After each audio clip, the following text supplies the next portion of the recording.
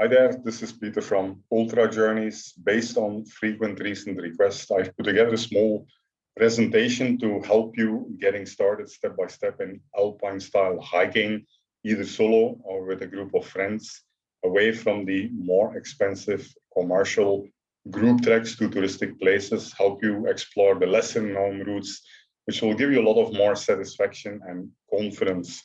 Okay, so here's I'll suggest a certain sample Alpine hiking route, which will take us around 10 days, travel from your home to the Himalayas and back, where you'll be visiting 4 beautiful places around the Kulu and Parvati valleys here, including Brigu Lake, high altitude alpine lake, high above the Kulu Valley, Chandrakeni, a pass that connects Kulu with the Parvati Valley, and then Kirganga and Grahan, a hot spring and remote settlement inside the Parvati Valley.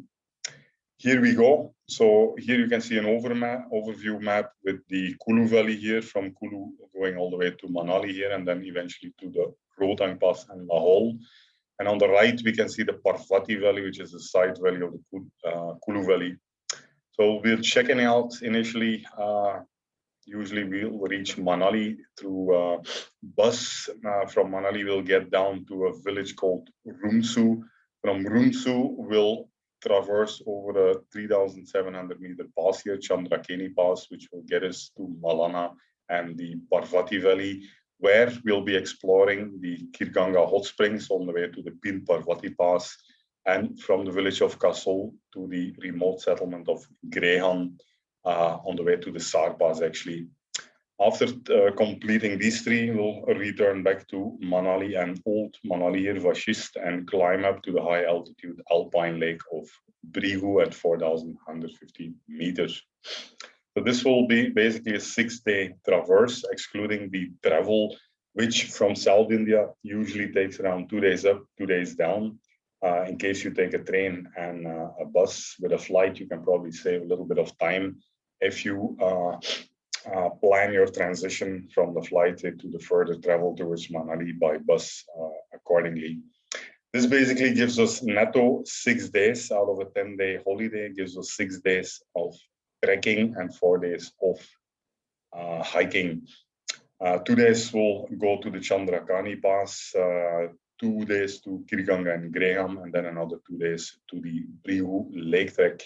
On the right side, you can see where you're going to stay overnight. There's no hotels here, no expensive lodges. You're going to either sleep while traveling or pitch up your camp in these 6 respective places. Expense again, compared to commercial group treks, organized treks, you're going to be much cheaper off. Most of your expense will go to in, entry, and exit travel. And then as you stay longer, the cost per day becomes cheaper, as the only cost you'll be having is food cost, which is hardly 300 rupees per day, as you go away from the more commercialized and touristic places. So 7,000 to visit 4 beautiful places is much cheaper than any commercial group trek can offer. Only thing you need to do is you need to pick up a couple of maps and plan your journey. For navigation, we're going to use the mobile app OSM AMD, OpenStreetMaps for Android, available on iPhone also. After installation, you'll download the maps of Himachal. I strongly recommend anyone going in the mountains, Alpine style, also gets the Contour plugin app, which is hardly 200 rupees and definitely worth it, which will allow you to download the contours for the state, giving you clear view on the steepness, the terrain, the topography of the mountains that you will move in. OSM AMD will allow you to plan your journey, the various points along the routes, as you can see here on the right side, across this 6-day traverse. Okay, let's start with number 1, Chandrakani. So from Manali, you're going to come down with one of the frequent buses in the Bees River Valley and walk towards the base village of Rumsu, from where you're going to climb over the Chandrakani Pass here at 3,700 meters and then descend into the Malana Nala Valley, the side valley of the Parvati Valley. Malana is pretty famous for the Touch Me Not people. so-called descendants of Alexander the Great. A total traverse village to village of 13 kilometers roughly, with a good solid ascent of 1,600, which is quite a bit for the first day after travel. Altitude is also quite significant. So instead of doing this in a single shot, which most probably won't be possible, as you have to travel to Rumsi and you have to can do a little bit of sightseeing around Manali initially. So we'll set up a camp somewhere at 2/3 of the way to the Chandrakani Pass here, camp on day one evening. So we'll have to pack up some food, dinner and breakfast in Rumsi, camp here, and then the next day morning, cross the Chandrakani Pass and get down to Malana, from where you can enter the Parvati Valley. So that's planned for day one and day two. Day three then, after camping, as suggested in Kasol, beautiful village in the main Parvati Valley. On the third day, we'll travel through Barsheni, the last village, on the way to the Kirganga hot springs here. This is the Parvati River Valley, which eventually leads to the Pin Parvati Pass at quite high altitude, 5,300 meters, towards Spiti. So this traverse is around 8K, so pretty short actually. Ascent is also less, 800 meters. So it's a pretty kind of touristic path here. So it should be fairly easy to find your way and complete this in some 2 to 3 hours in the after, the second part of day three. You can camp at Kirganga, very scenic spot with the hot springs and beautiful views on the Parvati Valley. Next morning, early morning, you can return the morning itself back to Pulga, return to Kasol downstream, and then from Kasol on the second part of the day, you can hitch up again 9 kilometers, short distance, but steeper ascent here of 1,500 meters to the village of Graham, which is actually on the way to the Sar Pass, beautiful pass at 4,100 meters. So these two together will fill up the third day. On the fourth day, we'll then, after camping at Graham, go return again to Kasol and then take a bus back to Buntar and the Kulu Valley, from where you proceed to Manali and eventually reach at Vashist in the evening, probably. Beautiful scenic place, old Manali here, where you will stay on the fourth evening. So day 5 and 6 basically will focus on Brigu Lake, a pretty high altitude lake here at 4,150 meter altitude. As you can see, one way elevation profile. You're going to climb a lot, 2,000 meters, even though the distance is just 8 kilometers. It's going to be quite steep, this route. All the routes you're seeing here, by the way, are on OpenStreetMaps, so easy to navigate with OSM, as the maps will be offline in your hand, no need for mobile network. So this will easily take a good part of the day, 3/4 of a day, to reach up there and then pitch up with stunning views on the Kulu Valley. On the opposite side, you will see the Dolador with Kaliheni Pass, etc. Nice, going to be a bit of a cold night, but worth it.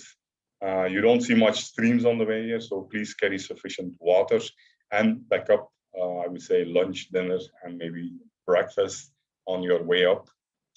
Day 6, then you're going to get down again. That will be much quicker, probably a couple of hours. Downhill always goes much faster. So you might still have time to go a little bit in the valley here from Vashist to Jogini Falls. That's it. After that, you'll return again from Manali towards Delhi and then fly or take the train to your home base.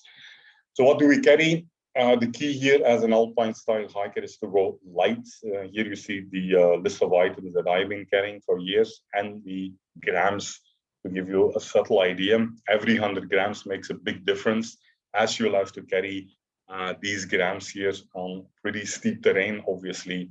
So please, no 60-liter backpacks with too much of comfort, unnecessary gears, 25 kg, completely unneeded. You just focus on this 5 kilogram of essentials. One, of course, the first one is the phone and the chargers, because this is your navigator, this is your photography device, in my case, videos, as well as offline blogging. As you're going to camp away from the villages, so you can only charge in the villages, so you take a 10,000 mAh power bank along with that as a backup, mostly not needed. If you put your phone in flight mode, it will easily go for 1 or 2 days. Backpack, very important, maximum 10 liters. Anything more, you'll start filling it up and it's gonna cause a lot of trouble. You'll carry too many heavy things with you. No separate dress every day, please. One single main shirt and tee for the day, and maybe one spare set to sleep clean and comfortable in the night. One warm puff jacket, which again is not really required during the day unless the weather gets bad. This will be needed mostly early morning, night, or evenings. A sleeping mat, like a thermocoil mat or a sleeping mat from Decathlon will do, Quasha. And then the two most important items, of course, is your night shelter. Sleeping bag somewhere around 10 degrees would be fine. Maybe a little chill on Bihu Lake, but mostly okay in the summer. Quasha T2 tent, the lightest easily available in India. Still 1.2, 1.3 kilograms. So share this with two people to make it 1.1 kilogram per head. Good shoes or sandals, whatever you're comfortable with. The trails shown here are not very technical. So even if you're comfortable in sandals, feel free to use it. Rain jackets, you're only going to use 1% of the time in case it rains. So of course, it's very important to have it, as you cannot get wet at higher altitudes, which will become very cold, plus wetness and possible hyperthermia might happen. Sun protection, of course, sun is quite intense at higher altitudes. And I personally carry 2 pairs of socks, one pair to wear. There's a lot of sweating in the shoes and the socks, and one pair then to keep clean, change every day, wash the second pair, keep it drying on your backpack. Voila, here you can see a detailed workout, day-wise schedule for all this travel, including the 6-day traverse.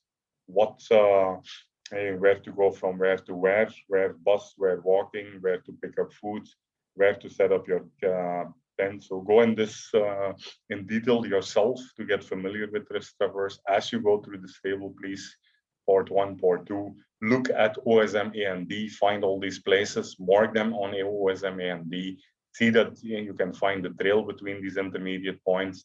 And this is all you require basically to find your way in these 2 beautiful valleys to these 4 scenic points. Further questions, don't hesitate to contact me or check out my blog. I've been to 3 of these 4 spots already. You can find detailed blogs with a lot of photos on my blog, ultrajourney.org, as well as my social media handles, WhatsApp, Insta, Facebook, through which you can contact me. I'll be happy to give you more details on this journey if you require, as well as any other journey in any part of the Western Himalayas you would want me to suggest a getting started route to you. Happy Alpine style hiking and hope to see you on the mountains soon.